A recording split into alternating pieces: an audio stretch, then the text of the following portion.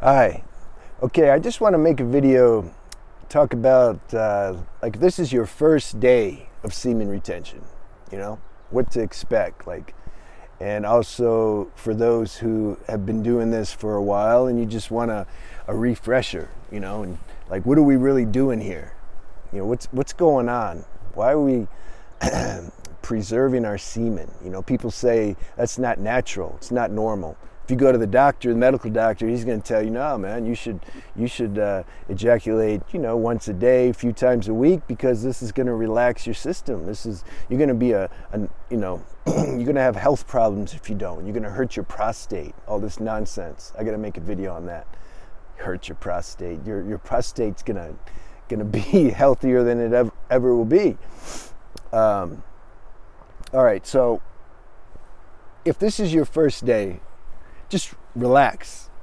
You're starting something that almost nobody's doing.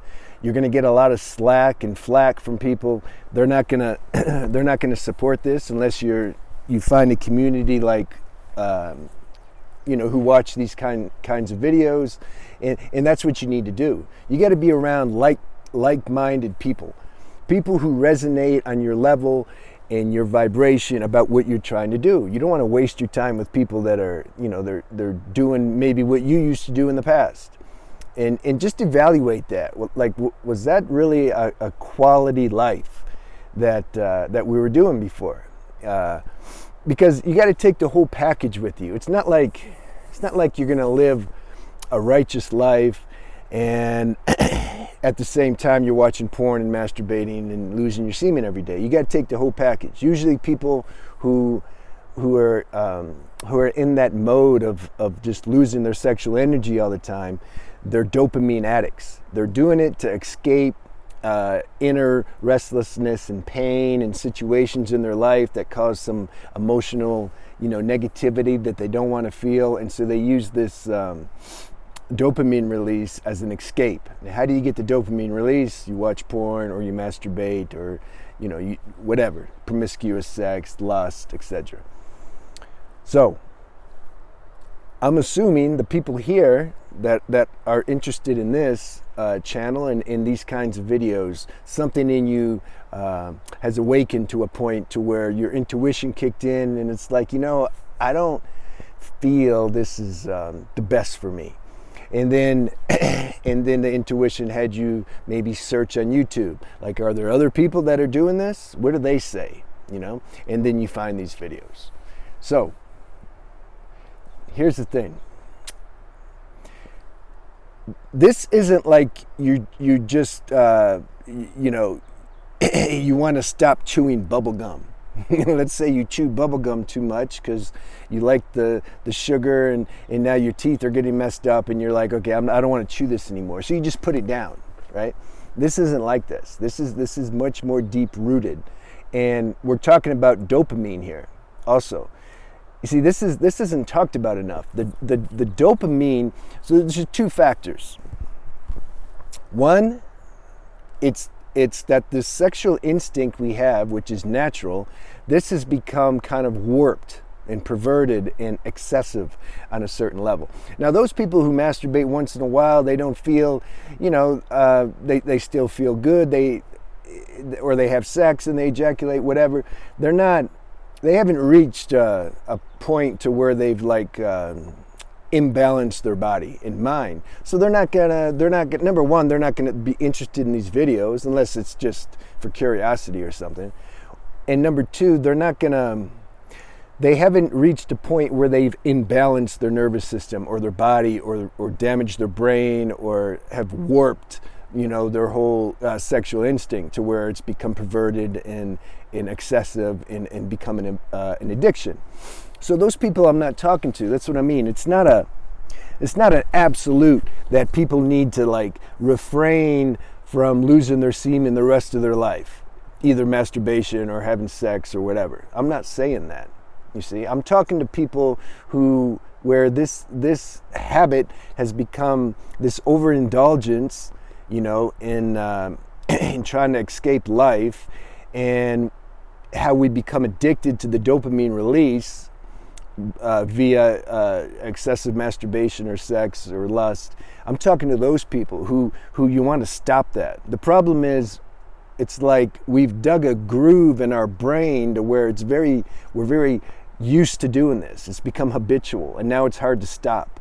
You see, this dopamine addiction is no joke. It is no joke. This is one of the strongest drugs that you can be addicted to. You know, people don't talk about that. Talk about being addicted to cocaine and heroin and nicotine. But this dopamine, what about the dopamine? You know, this ruins people's lives. And they end up, if they go far enough down this path, they end up doing all kinds of crazy shit just to get this dopamine hit. Because the more, it's like anything else, any other drug. We build a tolerance up for it, and then we need to do more shocking things or more excessive things to get that same dopamine hit that maybe we used to get back in the day if we just saw a nude woman in a magazine. It's like, oh, wow. See, that gets boring after a while. And then people go to the next level. Then now they want to experience, maybe they go to erotic massage parlors, or they go, you know, hire prostitutes or something. Now they need the real thing. Then that gets boring. Then they need maybe 2 or 3 girls. And then it gets, you know, it goes to really worse levels than that, you know. Anyway, when you stop this addiction, I'm going to make a video on withdrawal. Because like I said, it's not like you stop chewing bubblegum. Your body's going to go through a whole like metamorphosis of change, you know. And I want to keep that video separate because I really want to focus on the withdrawal symptoms in that video. So this is a big thing that you're embarking on, you know, in respect. It's a big deal. Big deal in the sense that it's very rewarding. Actually, you see, this is how it is. Like someone who's taken the instinct to excessive levels, they could seem to be, and they get really imbalanced compared to a person, let's say, who you know, just masturbates once in a while, or it just hasn't become excessive. These people who have gotten really imbalanced with this, and then they start to preserve their semen, can actually end up surpassing the so-called normal person who only loses the semen once in a while. This is the thing, you see. You can end up coming into a way of life and have access to an inner state that these other people won't experience, because this is the benefit. This is the benefit of the paradoxical nature of duality, where there's something positive and negative, and there's something negative in positive, no matter what. There's no such thing as 100% positive or 100% negative. So this is my point, is the people that have hit bottom with this stuff, we end up like going all the way. You see, the people, if we don't lose our semen at all, if we don't do that long enough, see, this semen starts to accumulate. You know, when we're not losing it via, there's different levels. There's semen retention, you know, not losing it physically, and then there's not losing it mentally via lust or edging, different levels.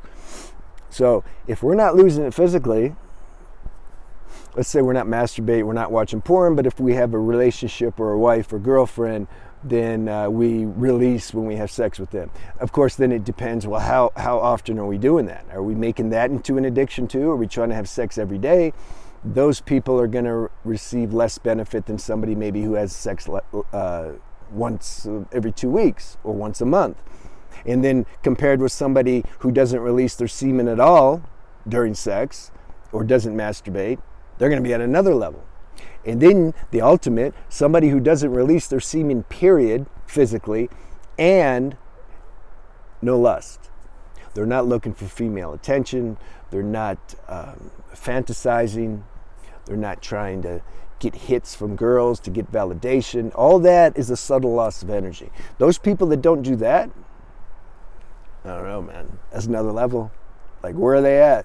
Let me know where you're at. Yeah. So you gotta find out what level you're on. Because see, I notice people get all confused, you know, sometimes. They're like, well, God damn, what do I do? You know, like, this is too much. Like, it's enough just not to masturbate and watch porn. Yeah, you're right. That's enough. Start there. You got to get in touch with your intuition. It's going to guide you. It's going to tell you what level to be on. You see, and that can change later. Maybe you go a year without masturbating and watching porn. Something inside's like, man, I want to go to the next level. Then you go to the next level. Or you're satisfied. You have some inner balance. You're chill. You're like, this is cool. I just don't masturbate. I don't watch porn, but I have sex with my wife or girlfriend. You know, sometimes I release. It feels nice. It's relaxing. I don't feel any consequences. So you do that. You got to find out where you are. There's no absolute. See, nobody can sit here and tell you, no, this is the highest best thing. What does highest best thing mean? Let's define that. What does it mean? People say, well, you know, I have a good life and I'm successful, and well, successful in what? What does that mean? You got a car and a house, and what, is that successful? You got to define what success is. I like to go to the end. What's the highest success? Highest success is you have an inner joy inside and a peace, and you're not rattled by this whole matrix of a virtual reality video game that we're in. Maybe that was too complex. You don't get rattled too much by things that happen, situations, people's opinions about you, things that so-called going wrong, the world, you know, whatever happens, you know, oh, there's a virus, that upset me. No, you're chill. You're like, okay, I accept everything, it's fine, you know, because you're right here. If you're right here, you're good. That's success. That's my definition of success. So once you know the real definition of success, see, we got to break everything down so we know what we're talking about. Once you know what the real definition of success is, then you can start looking at your life and saying, okay, is what I'm doing right now helping to contribute to this, to my definition of success? See, someone's definition of success to look attractive and get girls and get attention, they're not thinking about having a inner joy or a completeness, an uncaused completeness inside. They're not thinking about that. They're thinking about, like, how do I mat girls? How do I go out to a club and or wherever, in a restaurant or the beach, and if I go up to a stranger, a girl, and I can woo her and get her number, that's success. So then they're going to watch videos and to show you how to be an alpha male, or how to get true value, how to be a high value man, right? They're going to watch those videos because, you know, it's like the universe provides to you everything. All different levels here on this planet. We got saints, and we got people who kill people and eat people, murderers and serial killers. And then we got everybody in between, you know. People with superficial goals, people with the highest goal. We got all that, and so there's everything. Everybody can eat. You know, there's food for every category that we're in, every state, every level of consciousness. This channel is about the highest. I like highest. You know, I like best. What's best? I'm trying to share to you what's best. So you find out where you're at. Find out what your level, what your definition of success is, and then you start to look at your life and start to piece it together and say, okay, I notice when, if you want to experience this this inner state of, like, balance, something realizes, okay, I shouldn't lose my semen. I shouldn't masturbate. I shouldn't watch porn. That brings my frequency down. That brings my vibration down. I lose contact with this inner serenity. So I want to stop doing that. I want to stop masturbating all the time, because this dopamine hit that I keep getting, it's like I'm doing drugs. And doing drugs makes me lower. It makes me an addict. And that brings my frequency down. And I don't want to do that. I want to be in touch with this inner peace. So I'm going to stop doing that. And then you start looking for videos and books or people to talk to help you stop doing that, because it's natural. We need support in the beginning. We need other people who are doing the same thing, so then that vivifies our higher spiritual tendencies, and it supports that. And that's why they have 12-step meetings and everything else. And then you start to look at your diet. You're like, okay, how's my diet? If I'm eating pizza and nachos and everything all the time, I notice after I eat that, vibration goes down. I start to lose, it's like my nervous system's busy digesting all this food, and so I feel less light, less spacious inside. I don't feel these lighter feelings of serenity and calmness. So let's try eating maybe vegetarian. Let's see how that goes, and fruits, and drink a lot of liquids. Oh, I noticed that feels lighter. I'm going to keep doing that. Okay. So then you see where your diet is. You see how important your diet is. You see how important not masturbating and watching porn is. And so you start to do these things naturally because your consciousness is growing. Your spiritual maturity is increasing. And then you look at your company, like, who am I hanging out with? I notice when I hang out with these guys and they just talk shit all day about which girl they're getting in bed with, and or people that, what's wrong with the world, all that stuff. I notice it kind of brings me down. I was higher, I felt good, and then I went around my so-called friends, because that's a habit.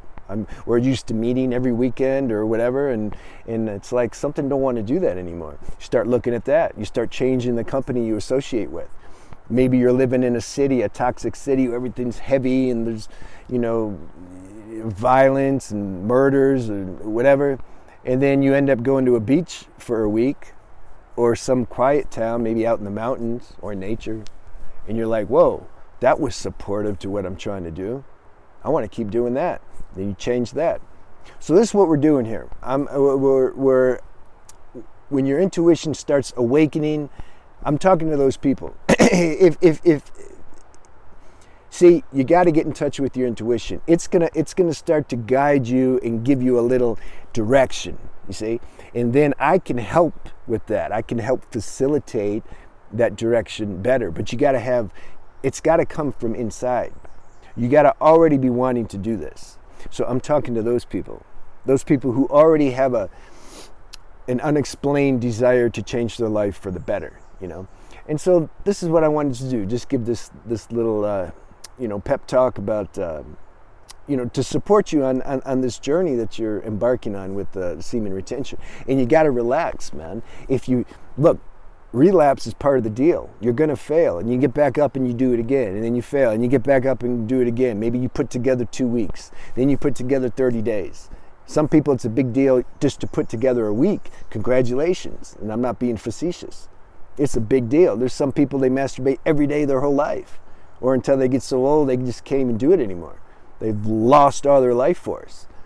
You see, that's the other thing. You don't want to lose your life force. Every time you ejaculate like that, you're losing your life force.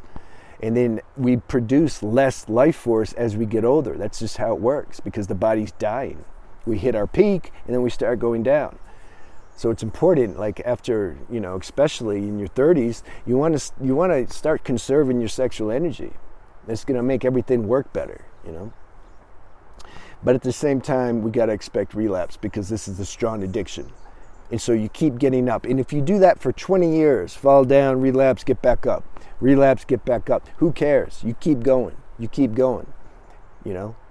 Be willing to die trying to be successful, and maybe you won't make it. Be willing though. Say, I'm gonna keep trying. I'm gonna keep trying. When you have that attitude, that kind of burning passion, there will be higher forces that'll support you.